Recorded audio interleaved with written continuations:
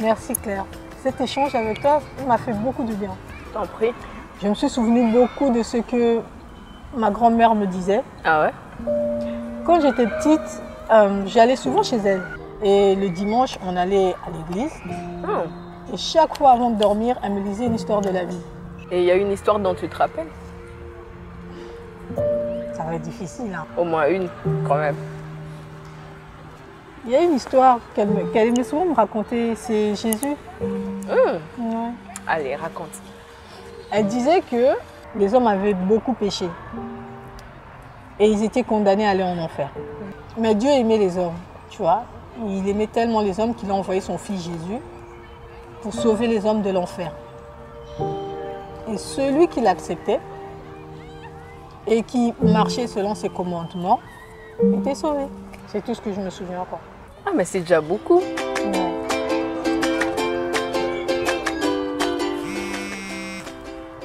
Ah, je dois absolument partir, Claire. Y a pas de souci. Juste 2 secondes, je te présente à mon frère de l'église. Cédric. Ravi de faire votre De connaissance. même. Claire m'a déjà parlé de vous. En bien, j'espère. Claire, je dois absolument partir. On se voit lundi. Oui, à au lundi. boulot. À la prochaine, Cédric. Désolé pour le retard. Pas grave. Ça m'a permis de parler plus longtemps avec Sarah. Et quand j'ai vu que t'arrivais pas, je me suis dit que t'avais certainement encore peur. Peur. Ah, de mon rêve quand j'étais évangélisé avec Simon. Quand j'ai failli me faire tuer là. Oui. Et t'as fait 2 semaines. T'as plus remis les pieds à l'église. T'as pas répondu à mes messages ni à mes appels jusqu'à hier. Elle est où? Elle est où ta peur? C'est vrai, j'avais peur. Mais j'ai prié pour ça, maintenant ça va. Pour Jésus, on est prêt à tout. J'espère. Il nous reste encore 2 heures pour aller évangéliser. Mais dans l'entretemps, je dois aller voir mon médecin. Tu viens avec moi? Ouais. C'est les 7 Sarah qui me parlaient souvent. Oui. Je prie beaucoup pour elle. Elle a vraiment besoin de Jésus. Ça fait combien de temps que tu évangélises? Environ 4 ans. 4 ans. Et t'es pas fatigué? Humainement, parfois. Mais Dieu ne cesse de renouveler ma force et il s'agit d'une âme. Je ne peux pas l'abandonner. Eh bien, Claire, t'as beaucoup de patience. Hein? Quand on marche avec Dieu, il faut... J'ai attendu longtemps avant qu'elle se confie à moi. Et aujourd'hui, elle m'a raconté que sa grand-mère lui parlait de Jésus. Qu'est-ce qu'il y a? Dans une partie de mon rêve, il y a un gars qui disait aussi sa grand-mère lui parlait beaucoup de Dieu. Ah bon? Ouais, Raconte-moi tout. je vais te raconter.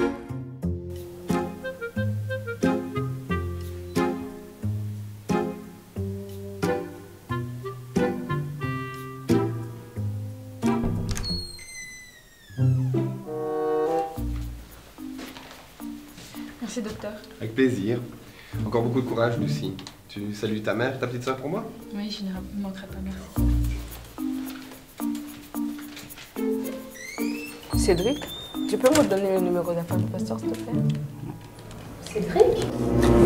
Lucie, tu fais quoi là? J'étais chez mon médecin traitant, il m'expliquait des choses sur le rapport de l'autopsie de mon père.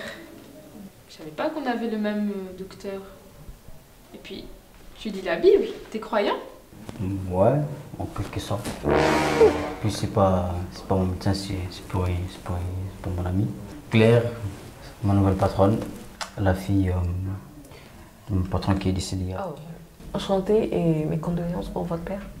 Merci beaucoup. Et toi, ça va, tu tiens le coup? Ça va. C'est pas facile tous les jours, mais toutes les 3 on tient le coup. Et puis, je sais que de là-haut, il veille sur nous. Ouais, c'est sûr. Ouais. Puis, tu sais, son regard, ses blagues, sa gentillesse et même nos prises de tête, tout ça, ça me manque. C'était un homme bon. Il m'a même offert une chance dans sa société. Et ça, je ne l'oublierai pas. C'est vrai, c'était un homme bien et franchement, ouais, sa place au paradis, il le mérite, vraiment. Ouais. Ça se mérite pas. Pardon? Je disais que ça se méritait pas la place au paradis. Si pour aller dans certains pays, en tant que touriste, il faut remplir un certain nombre de critères, ben, c'est pareil pour le paradis. Dieu a établi un certain nombre de critères pour y aller. Et ça se trouve dans la Bible. Le premier de ces critères, c'est accepter Jésus comme son Seigneur et Sauveur. Dis-lui. Oui. Malheureusement, je vais encore vous décevoir. Les morts sont morts. Ils ne nous surveillent pas, ils ne veillent pas sur nous. Ça aussi, le frère Cédric le sait. Hein? Tout ce que vous dites, c'est faux. Enfin, non, c'est des théories farfelues. Ce que mon ami essaie de te dire maladroitement, c'est que on ne peut pas vivre sa vie, même en étant bon, sans Dieu, en espérant qu'il nous ouvre la porte. On espère que ton père a fait un bon choix, même dans les derniers instants de sa vie.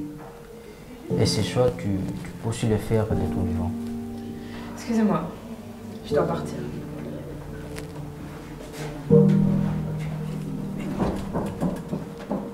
Tu sais, c'est bien d'être zélé, mais je pense que tu aurais pu te prendre autrement, parce que Lucie, elle souffre encore.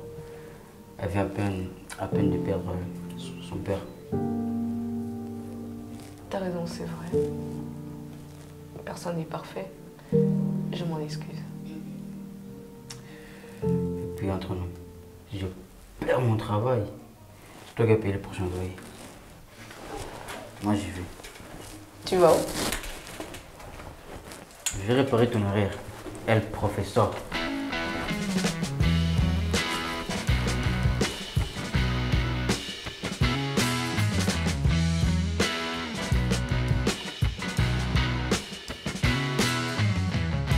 Ah, j'espère. On doit se retourner, non? En fait, parce que...